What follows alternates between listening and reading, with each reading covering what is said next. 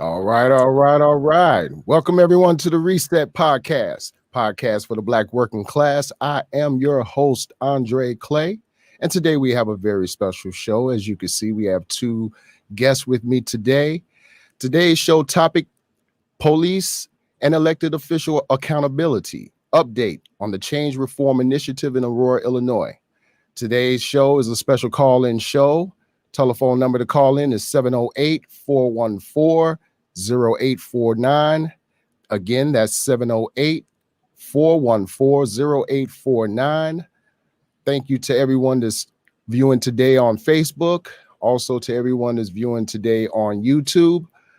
If you want to see any past episodes of the Reset podcast, please put in theresetonline.com in your search engines, click subscribe, click the like button, and enjoy the shows. With that being said, let us begin. Today's show, we're going to touch bases on what's called the Change Reform Initiative. This series of reform initiatives were implemented by the current mayor of Aurora, Illinois, Mayor Richard Irving, and the Aurora Police Department. My two guests today are very familiar with this with the reform measures that have been taken. Both have been active in the community and have participated in some of the meetings dealing with the change initiative. With that being said, I want each one of my guests to quickly introduce yourselves, tell them who you are, tell them what you do, starting with Mr. Brandy Gilliam. Let her rip. Assalamu alaikum. My name is Brandy Gilliam. I'm part of the Po Bump Society, a local hip-hop group here in Aurora. I've been here over 20 years. Also, I'm a community activist trying to speak up for those who don't have a voice, and that's what I do. All right. And with that, Miss Nicole, please introduce yourself. Tell the audience who you are, what you do. My name is Nicole Mullins. I'm the current board president of Culture Stock, which is a 501c3 nonprofit in Aurora. I also have an educational background in social work, and so a lot of my activism efforts in the last year or so have been around, emphasizing and amplifying the voices of people who are largely unheard and ignored by our city government. All right. Beautiful. Now, Aurora, Illinois, like many other cities around the nation, in light of the protests that have occurred really all over the world, in regards to holding police accountable for abuse and violence towards minorities, more specifically Black people and brown people across this nation. Many cities have taken their own steps to try to make changes in the way things are handled in police departments, holding police accountable. After the protest in Aurora, the mayor, Richard Irving, implemented what he called the Change Initiative. The first time I remember hearing about it, I believe it was June 9th. I believe I recall the mayor announcing it. But I also know that on August 11th, I think it was, I saw an online meeting, if you will, with other city officials and the APD police chief doing a 60-day report. But I also know you guys have participated in some of the meetings regarding this change initiative. What I wanted to do today is, first, for those who are not familiar with the Change Reform Initiative, I wanted to read from the City of Aurora's official website as to what that initiative program is all about. So with that, let me share my screen. Give me just a second. Okay. All right. And here at the official City of Aurora website, we have the Change Reform Initiative, community helping Aurora's necessary growth and empowerment. Bear with me as I read a little bit. 60-day progress report, which I will click on that link to show what that's all about too. Change begins now with us together. Injustice anywhere is a threat to justice everywhere. The consistent themes of recent demonstrations in Aurora and across the globe revolve around racial injustice, social equity, police accountability, and substantive changes. As Aurora strives to be a cohesive and thriving place to live, work, and visit, it is vital that no person, group, or segment of the community feels unheard, unassured, and unattached from the process. Collectively, we must work together to ensure justice and equity for all while recognizing the humanity and dignity of all.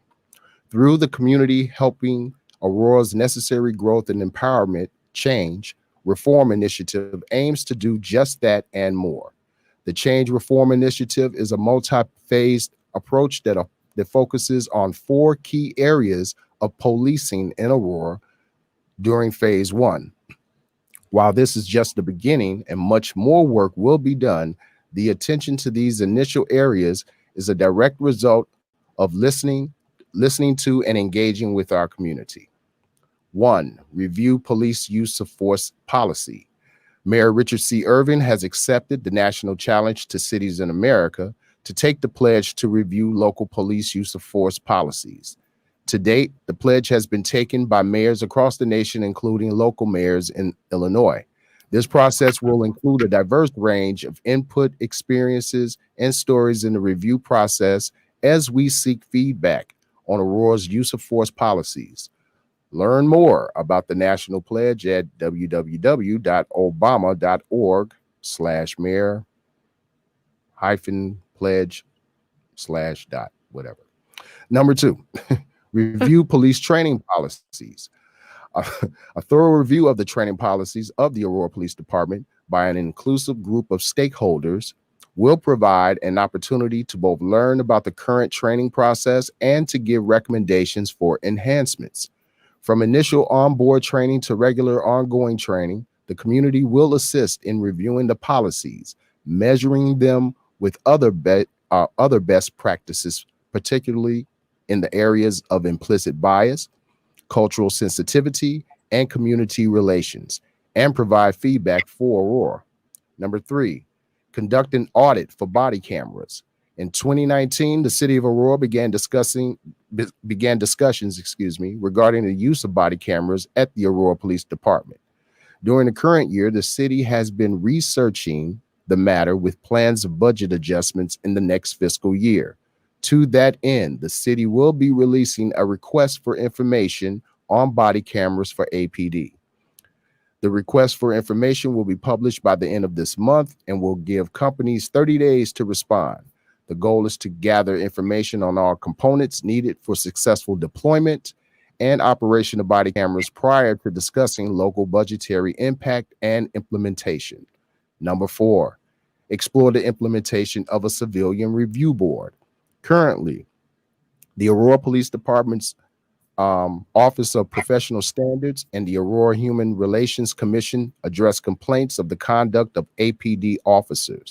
The city will begin the exploration process into an independent civilian review board that can, both on a policy level and for specific review of complaints and disciplinary measures, create direct accountability. Part of that exploration process will include researching other municipalities with similar boards, highlighting best practices, and summarizing pros and cons accordingly. Community participation. The process for reviewing the use of force policies and training policies is community-based. Review and recommendation sessions will be conducted in July using the gathering guidelines in the Reopen Illinois Plan. In addition to residents, sessions will include representatives from the Aurora Police Department, the City of Aurora Executive Team, and the Alderman's Office. Register to participate in a review and recommendation for the use of force policies here, training policies. Recommendations for all 4 key areas can also be submitted online by July 8th. Now, timeline for phase 1. Phase 1 will follow a 60-day timeline. On Tuesday, June 9th, Change Reform Initiative presented to the City Council. Friday, June 19th, media briefing outlines future steps. Tuesday, June 23rd, registration opens for review and recommendation sessions. July, review and recommendation sessions commence. August 11th, presentation of recommendations and reports of City Council. Subsequent phases, action plans developed from the 4 key areas in phase 1 will be addressed in phase 2 and beyond. Any additional key areas recommended and or discovered during phase 1 will also be considered for phase 2. Let me go back to the broadcast room. All right, guys. With that being said, with that being read, how has the city measured up and owned up to the plans that I've laid out from the website that they've had, starting with Brandy? Well, a lot of people are really disappointed because they felt like it was all for nothing. Like they felt like it was a big publicity stunt. And when you attended the Change Initiative reforms, you had the police down there, like you had the community down there, and it seems like they were listening and they actually wanted to make a difference. They actually wanted to make change. But one thing that I did notice attending these forums, there was a lack of Black representation, and there was a lack of Latino representation. And so the majority of the people were like middle-aged white people from Aurora. And even though some of these people had some great ideals, that's not the gist of Aurora. And also I noticed every time somebody happened to sort of criticize the police department, they jumped up and they defended the practice. And also when we went down there, like the chief of police, before each one started, she gave like maybe a 15-minute speech about how the police runs and operates. So it was kind of almost indoctrination. You understand what I'm saying? So it's hard to tell the community that they can actually make a difference. And then when you go for 2.5 months and you sit down and you give your concerns, and then on the back end of that, it just seems like it was all for show and they're not really going to listen at all. So it just seemed like it was a waste of time for a lot of people up in the community. Just feel like they wasted their time. Okay. Nicole, in your participation, what are your thoughts about the meetings that took place? I agree with both of Brandy's statements. There was a real lack of diversity in those rooms. Granted, the city has no control over who signs up for those things. However, what the city does influence is who feels like that is going to be worth their time. And I think a lot of minority individuals in our community feel unheard and unvalued by the community and by the city of Aurora and by the city's police department. And so if you have that dynamic already in place, those people are going to be very unlikely to sign up to participate in those opportunities because the mentality is, what's the point? I'm going to just waste my time. And so I think that contributed largely to the lack of diversity in those rooms.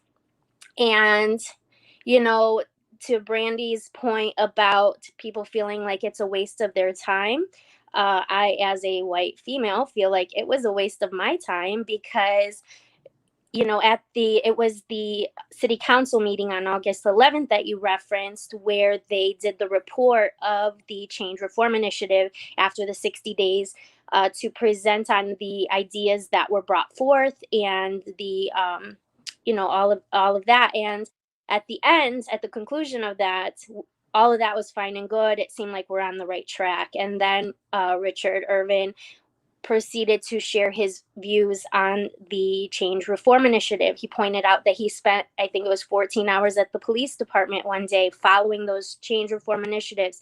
And he he said that the police officers were expressing concern that people just complaining on the internet are not the actual voice of the people. And so Richard did a poll. He pointed out that poll showed that in most cases, in all cases, a majority of people felt like the police represent everybody. They felt like the police do a good job. And yeah, the majority do feel that way. The majority are not disenfranchised and marginalized by our community. And so he totally glossed over the fact that in all of the questions, between 10 and 14% were dissatisfied, did feel that the police do not represent everybody. And he glossed over it and basically said, well, the majority's good, and so anyone speaking up and complaining and who think otherwise are just pushing hate. They are pushing divisiveness, and that's not reflective of the actual community. And so that is a huge punch to the stomach to people who really were hoping that these change reform initiatives were a step in the right direction. You completely undermine the entire process, and that's highly problematic. So yeah, it was a waste of time. If you're gonna just sit under the shield of the majority thinks the police are great, the majority thinks that the police represents everybody, then why do we show up? Because we knew that minority of the population is who feels the effects of a inequitable society. So the results were not a light bulb in the air that it just reinforced that the minorities are the ones who feel that way. So. Right. Brandy, I want to come back to you. What are some of the things you heard from those citizens in attendance? Although they're probably not affected by the actions of the police, the abuse by the police. What are some of the things you did hear some of those people express during those meetings? First, I want to say something that I heard outside of the meeting.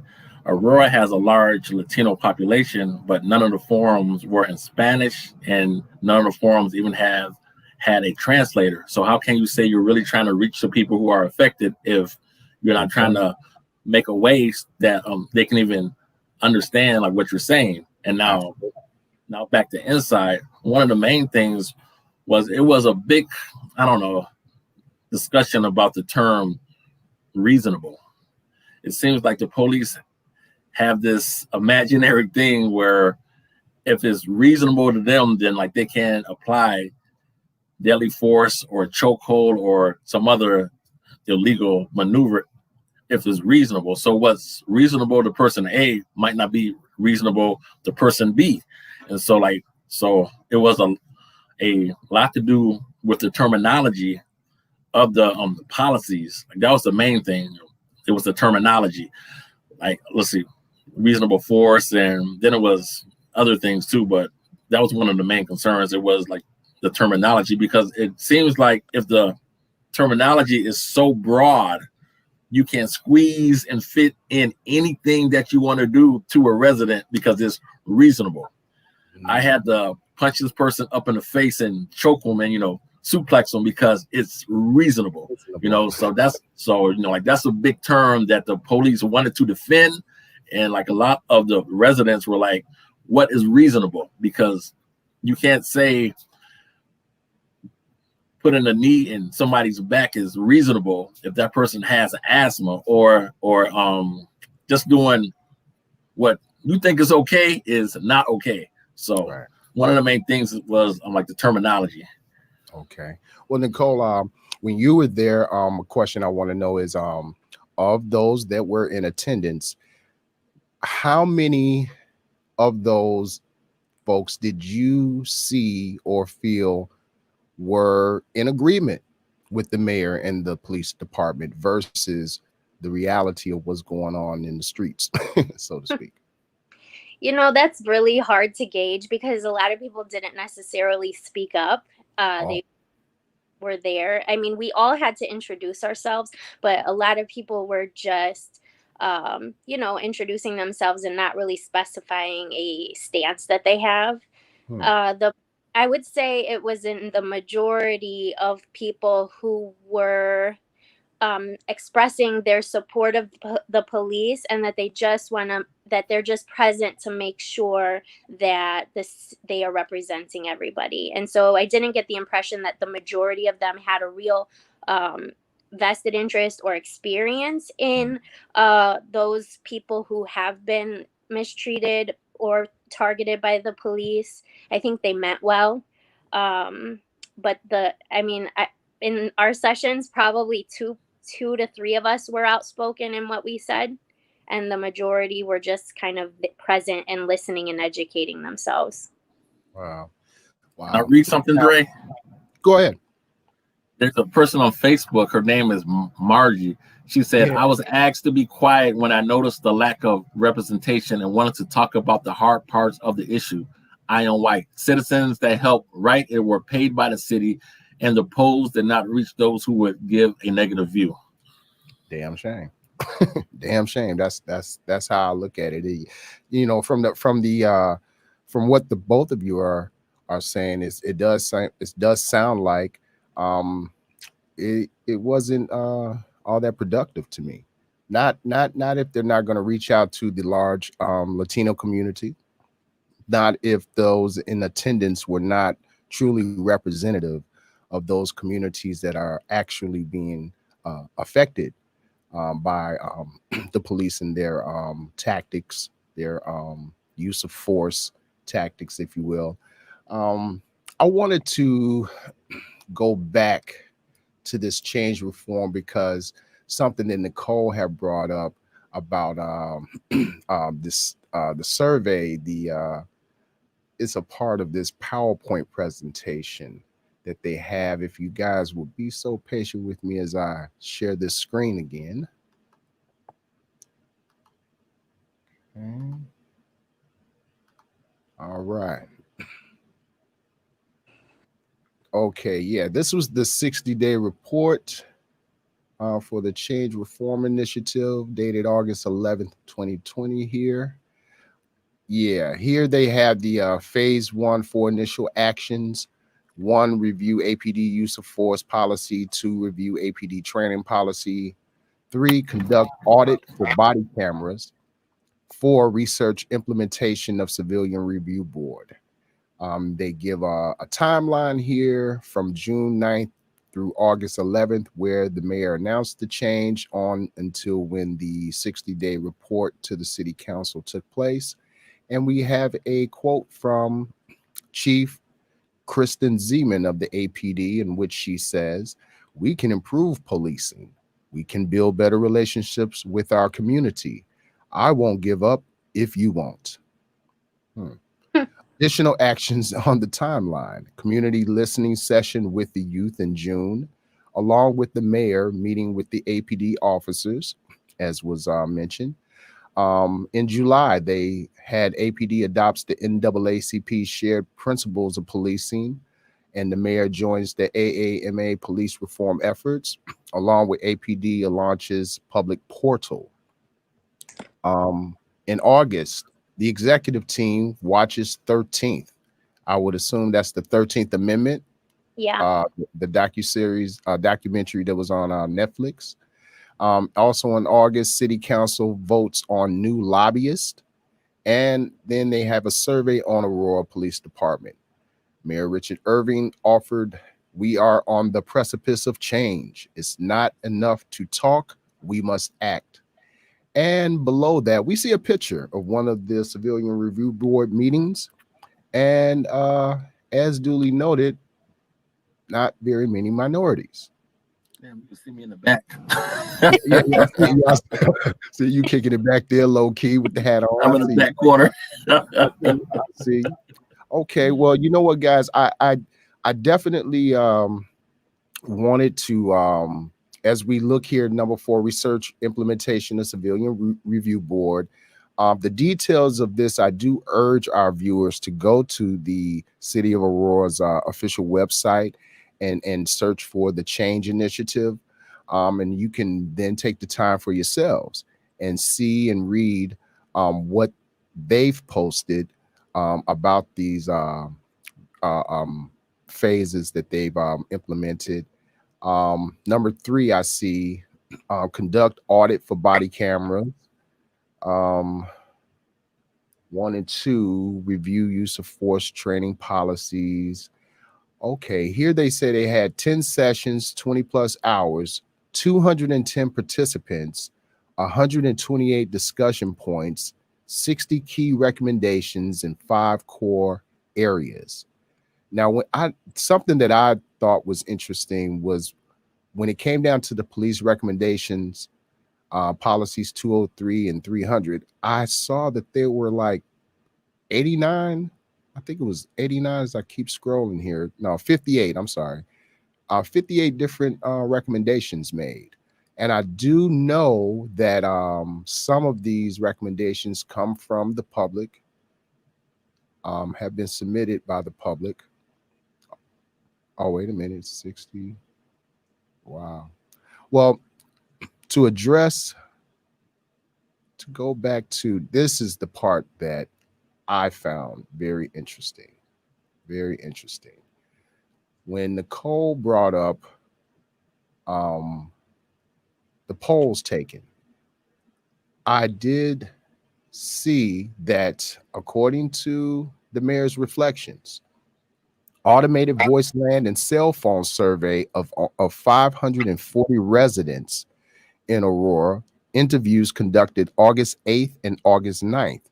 I thought that was strange given the fact that Aurora is almost 200,000 people in population. So I personally felt that 540 residents was a rather small sample.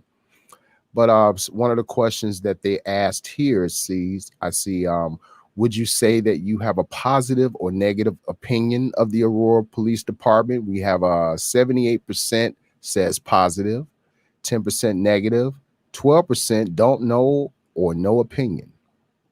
The Aurora Police treat people of all races and ethnicities equally. 46% strongly agree, 24% somewhat agree, 8% somewhat disagree, 7 strongly disagree, 15 don't know, no opinion. Next, have you or a family member of your family had a personal experience with the Aurora Police? 61% said yes, 36% said no, 3% don't know, no opinion. The Aurora Police do a good job keeping people safe. Strongly agree, 65%, somewhat agree, 22%, somewhat disagree, 5%, strongly disagree, 4%, don't know, no opinion, 4%. The Aurora Police serve all areas of the city of Aurora equally. 50% strongly agree, 20% somewhat agree, 10% somewhat disagree, 7% strongly disagree, 13% don't know, no opinion. The Aurora Police do a good job serving your neighborhood. Strongly agree, 64%, somewhat agree, 18%, somewhat disagree, 7%, strongly disagree, 4%, don't know, no opinion, 6%. Make body cameras mandatory for the Aurora Police Department officers. Will make a difference, 64%. May make a difference, 25%. Won't make a difference, 5%. Don't know, no opinion, 6%. Make racial bias and racial equity training of Aurora police officers mandatory. Will make a difference, 53%. May make a difference, 26%. Won't make a difference, 10%. Don't know, no opinion, 11%. Train Aurora officers to use conflict reduction with the goal of reducing use of force. Will make a difference, 51%. May make a difference, 30%. Won't make a difference, 8%. Don't know, no opinion, 10%. Ensure that the Aurora police officers are clear on when they are allowed to stop or detain someone and how they are to conduct themselves during stops. Will make a difference, 60%. May make a difference, 24%. Won't make a difference, 5%. Don't know, no opinion. With that, let me go back to the studio. All right, guys, beginning with Nicole this time. How, in your opinion, are the Aurora Police Department measuring up to those numbers, given that small sample and the fact that the those in attendance were not truly representative of our city? How does the APD measure up to that, to those stats? Well, I think the statistics speak to the people speaking out against the injustices that they are experiencing. I just because the majority percentages favor the police and think that they are representing everybody equally, that there are between 10 and 15% in those that survey that feel otherwise. And so Right. for the city to push those polls, for the mayor to push those polls as a defense of the police is ridiculous, because we are saying that the minorities, and particularly Black people in our community, are feeling targeted by the police. They are feeling harassed by the police. They feel that the police do not represent them. And so a survey showing the same percentage of Black people in our community is representing our point. It's not really representing their point. So kind of pointless poll. Yeah, it does seem that way. For Brandy, you too. What are your thoughts about the poll, man? Do they measure up? Well, the thing is like this. Dissatisfaction between the Black and Latino community when it comes to the Aurora Police Department is not new. As I always say, they have been terrorizing the Black and Latino community for 25 years. That's not something I'm making up. That's, you can talk to anybody, and they have a horror story of the Aurora Police Department. And since this change initiative, it's like they've amped it up and they keep doing the same garbage, the same nonsense, the same tactics, the same disrespect. And so for Richard to paint a narrative that only 10% are dissatisfied, there's a lot more people that's dissatisfied, but they're scared to speak up. That's one of the main issues. People are scared to speak up because they're afraid of retaliation. So for Richard to paint that narrative that only a small percentage are dissatisfied, and if you do speak up, you are being divisive or being a hater or casting off hate.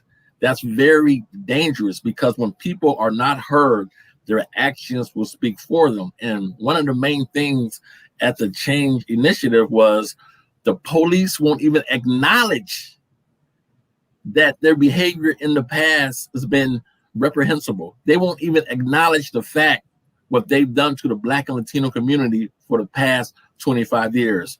So for Richard to paint a picture of sunshine when there's clouds coming and people keep telling you it's about to be a storm, but you want to paint this picture, that's very dangerous. And like the police, one of the things Richard said is that when he went to the police department, he was like, I told the officers, hey, I'm still Richard, you know, I'm the person, I'm the prosecutor, I'm your buddy, you know, like I'm still your friend. Just because you have to change, that doesn't mean like you were doing anything wrong.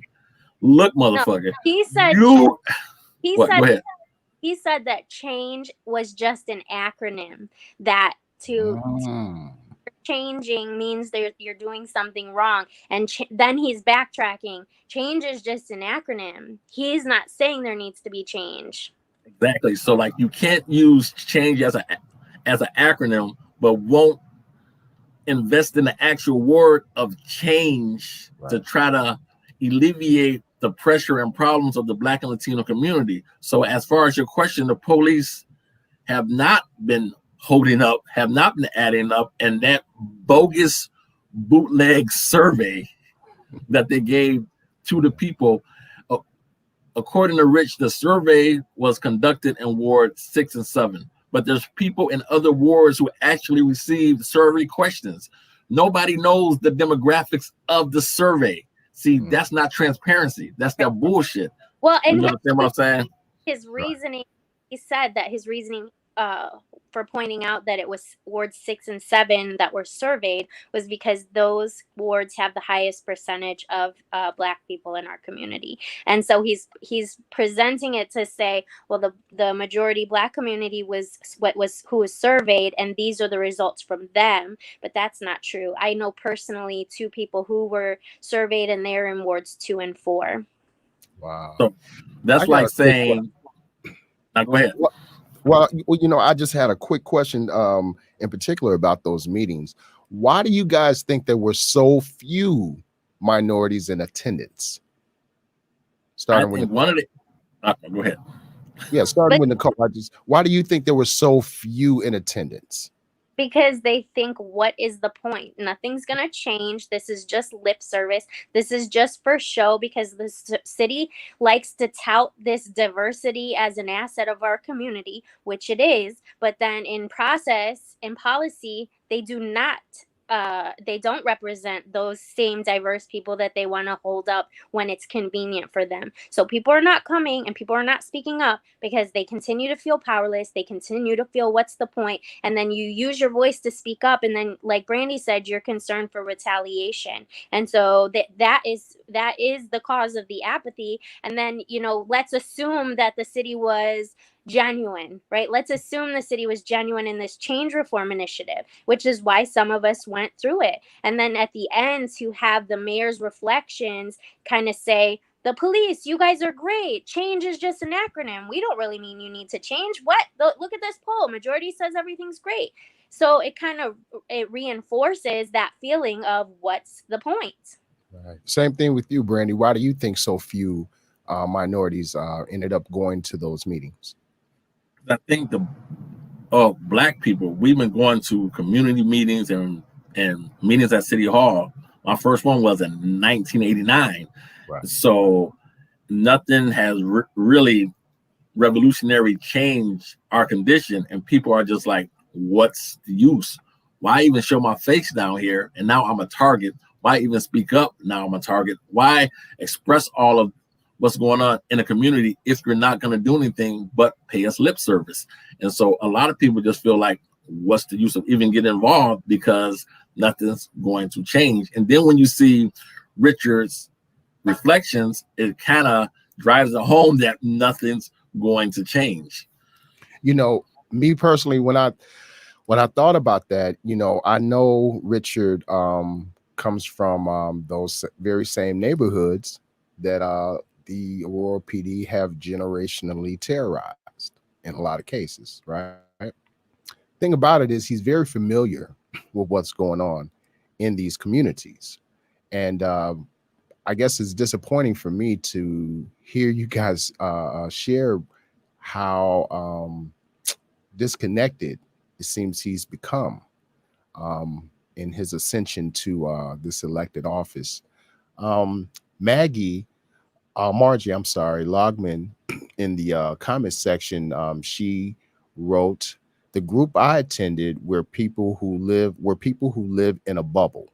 I do not think that they even know where Kane Street or Ohio Street is. It was more of a love fest for the police, and they wanted me quiet, which I wasn't." She goes on to say, "This will not change the overall culture of the police, which I feel is to suppress and contain people, especially people of color, to act under the old saying of the war on crime." Now, one thing I learned about, I think it was last week, I learned about the APD wanting to invest or wanting to spend, was it 80, 88, 90 some odd $1,000 on riot gear in preparation for an anticipated riot or protest, if you will, that could happen in the future. Brandy, what are your thoughts about the APD making such an investment in that? You want the politically correct answer, or you want the real answer? I want the honest answer. The honest answer is, Richard cannot put on a front and paint a narrative that everything is okay on one hand, and then behind his back with the other hand, the police is requesting all of this riot gear from a company called Protect. So what do you know, and what do the police know that you're not telling us, that you're preparing for something?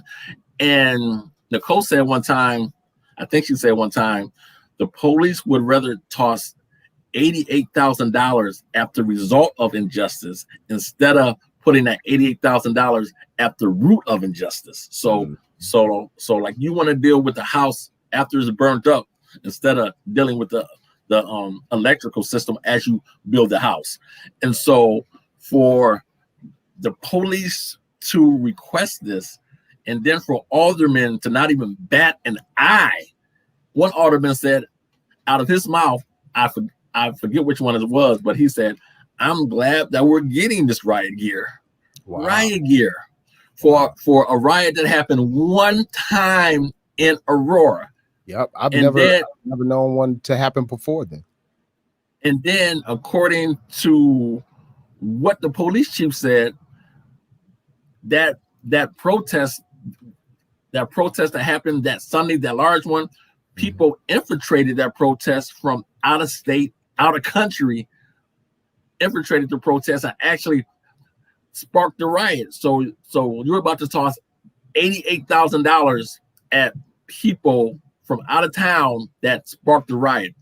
Mary said this downtown. So it's kind of like, what do you know that you're not telling the rest of us? And how can you say that only 10% of the people are dissatisfied if you're about to spend $88,000 up on some riot gear? It seems like you're planning for something that you don't want to let the rest of the people know, or you know something that we should know.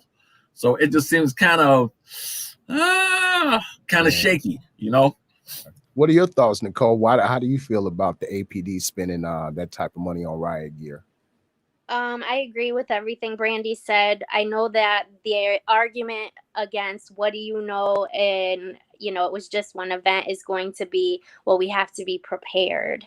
And so that argument, I say, people who are heard and represented and validated from their city government and their police departments do not want to go out and riot. They do not go out and protest. They do not go out and do any of these things that the police is preparing for worst case scenario. And so why are we looking at the result of the injustice and not looking at and investing in the source of that injustice? So I think it's highly problematic. Studies show that militarization of the police does not protect the police. It actually increases the public's distrust of the police. It increases the amount of violence. And, as a concerned community member for everyone in our community, militarization of our police is not the answer. It is not the answer. And it's highly ironic to me that, the mayor's office and the city council will say, oh, we've been looking into police cams, body cams for years. Well, how do we not fund that? Right. So, right. So body cams, let's compare. The public feels protected by body cams, right? That's our riot gear, right? That's how we're protected from the police, by body cams. So we're not concerned with the 200,000 community members that would, benefit from body cams and feel protected from body cams, but we want to protect our 300 police officers with riot gear in case. So I just think it's amazing to me how we don't find the money for body cameras, but last week or so we found $1.6 million for new computers for the police, and possibly $88,000 for riot gear for the police. But we cannot fund body cameras. We cannot fund other community services. And so I think it just shows where our values are as a city government with where we allocate money. Absolutely. I know today you attended, Nicole, a rally about this. Tell us a little bit about what you saw today and what was going on. So there was a rally organized by Aurora Rapid Response Team, Indivisible Aurora. There were maybe 35 people in attendance. Almost all of them were white. There were a few Latino community members and one Black community member. And so, again, that speaks to the apathy of our minority community with what's the point. I also, because I reached out to a lot of people about this, and I don't just show up to committee rallies and run my mouth. Like I grew up on the east side of Aurora, born and raised. Most of my friends are from the minority community, people that are like, sisters and brothers to me. And so a lot of them say, what's the point? Why do we go? What's the point? Well, there's no point. And so, and then some are fearful that you organize these types of rallies, and then like with the last riot, that it was outsiders infiltrating, right? So then there's this concern that we're doing a march and a protest against the riot gear. Is someone going to incite a riot at this march to use it as a tool to validate the need for the riot gear? So just some things to think about. And all in all, the people that were in attendance were, they're active in other ways, but we need more people to show up. We need more people to I hate telling people like not to be angry and violent. Right. People, it's frustrating. I can tell you, I had my own issues with the city 2 years ago with Culture Stock. And when you feel like you're not heard, when you feel like you're up against this power and this invincible, entity, you feel powerless, and you feel angry and frustrated. And I get it. I do get it. But at the end of the day, if we don't continue to communicate and show up and be assertive, but not feed into this, this fear mongering that they're attempting to do with the majority, like, oh, they're haters, they're inciting violence, they're divisive. If we don't show up and continue to represent the minority in a way that's productive, it's going to be counterproductive. But we also have to be very aware that there could be people showing up to incite that, to make it work in their favor. So you're between a rock and a hard place, right? Yeah, I can see that. Brandy, I question for you. With the public not feeling that the city and the APD is taking them seriously, with them feeling the dissatisfaction that's very apparent, what do you think will happen as long as the mayor and the APD continue to patronize the public? What do you think will happen next? I want to say my words real clearly and not conservatively, but keep them to the chest, because I'm being watched. But fuck it, I'm just gonna say this. Look, if the city and if the police department keeps placating and playing word salad to the masses of people, they will have to deal with the frustration from the masses of people. I'm not advocating telling anybody to riot or like whatever. Sure. But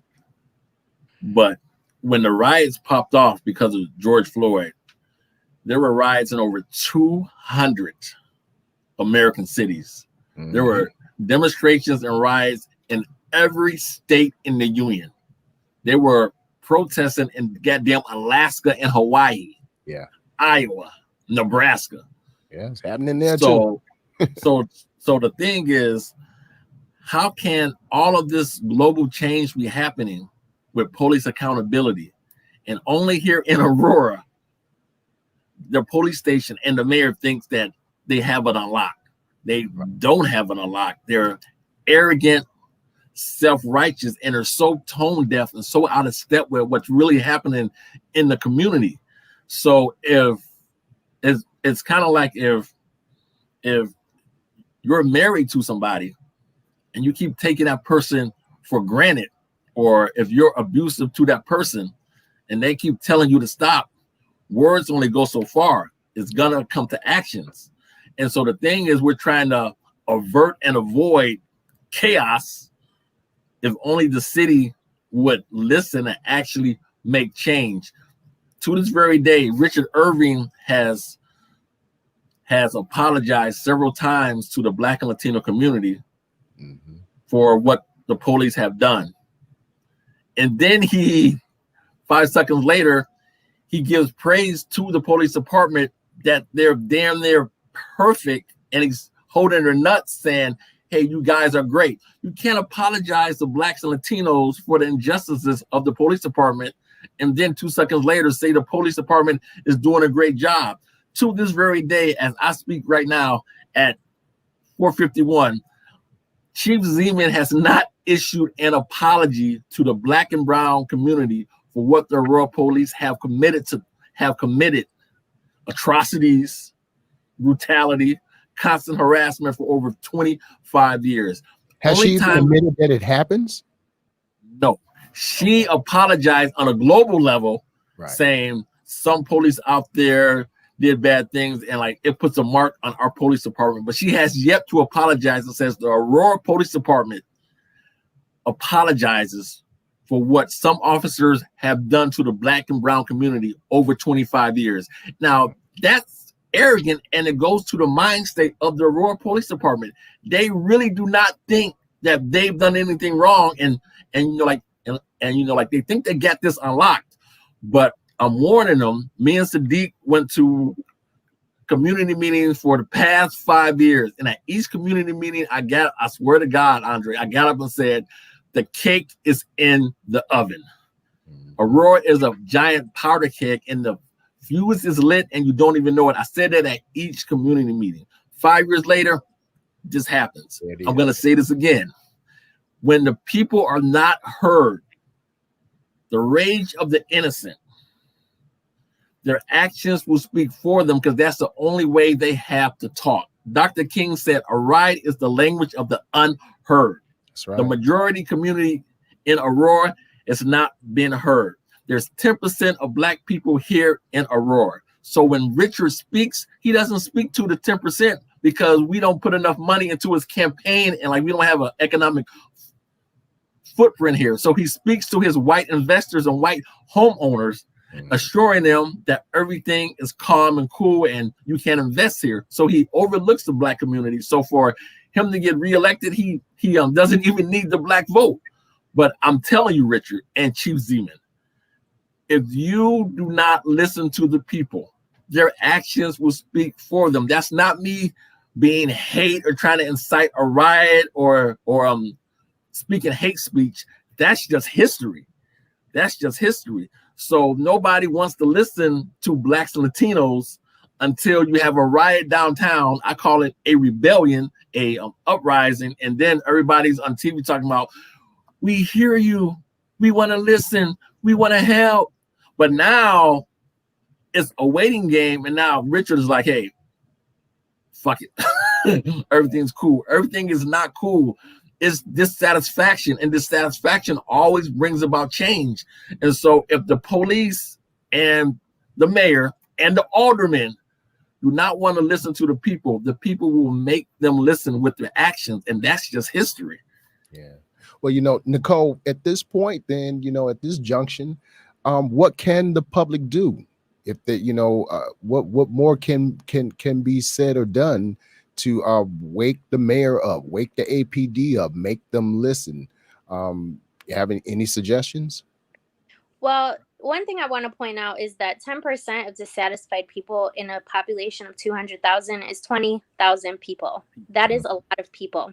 So we're not talking about 5 or 6 people that are just looking for a fight.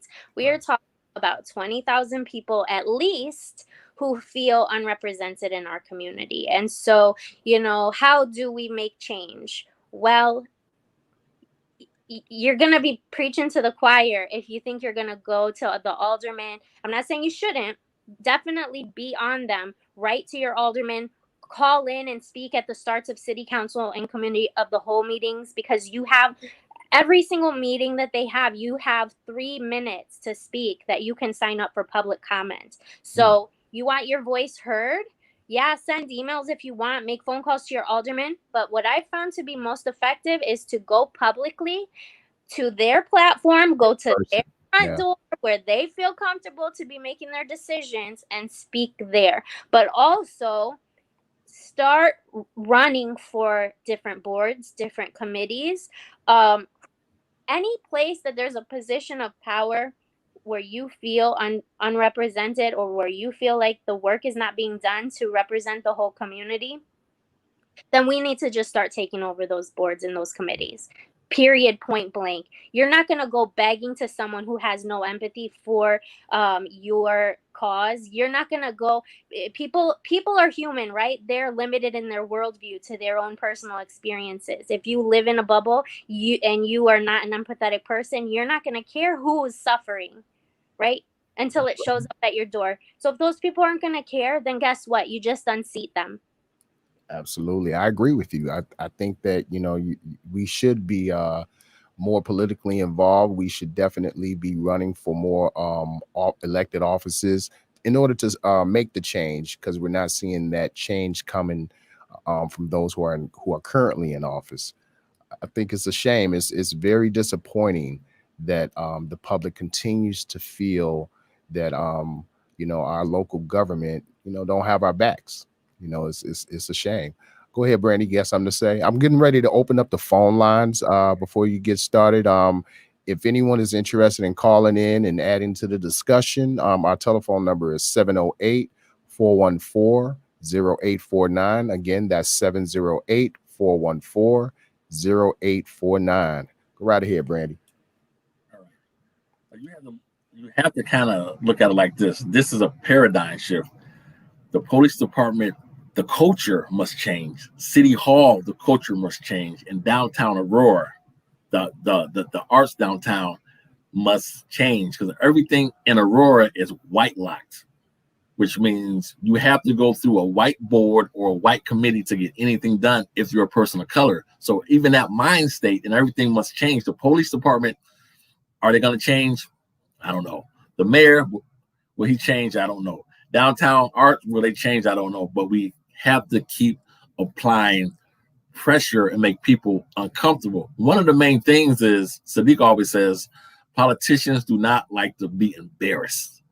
And so when nobody applies pressure or calls them out or even makes a suggestion that things have to change, they get comfortable. It's time to make these motherfuckers uncomfortable.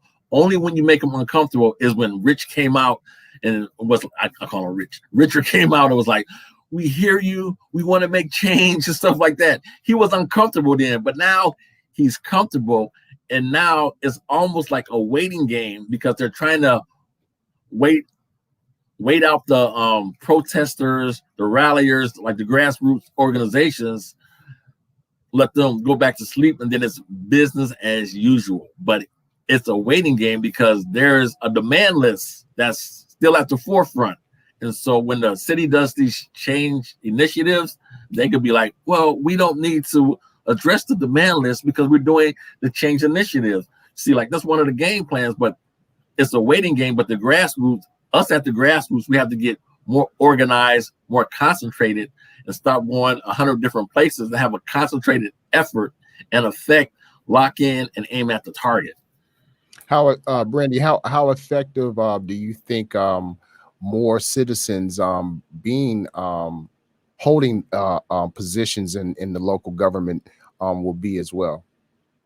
Well, that's a two-edged sword, because you can start off and be like, I'm going to do good for the people. But once you sit in that seat and you behind these closed doors meetings, you find out what real power is. And so for a person to be in that seat and like to hold it down, they will be on the outside of the inside crowd when it comes to trying to get anything done up in the city. But I think that we should infiltrate and try to take over, but it's just some of us, we vote for people in, then once they get in, they start acting like everybody else, because like they see power. Real power is not what's seen. Real power is what you don't see. And so like what we don't see, like behind these closed doors, people come out and be like, God damn, you know what I mean? So that's a heavy burden to put on anybody that wants to run for an elected official. But if they're going to run and be the voice for the people, hey, I'm all with it. Yeah, you got to be committed to that. You have to be sincere about it, and you have to truly engage from the heart. You have to be for real. I'm with you on that. In the comments section, Margie also says Aurora has a history of suppressing dissent. That is why we must organize. The city will try to divide dissent to keep us quiet. We need to unite and support each other and keep our voices peaceful and loud.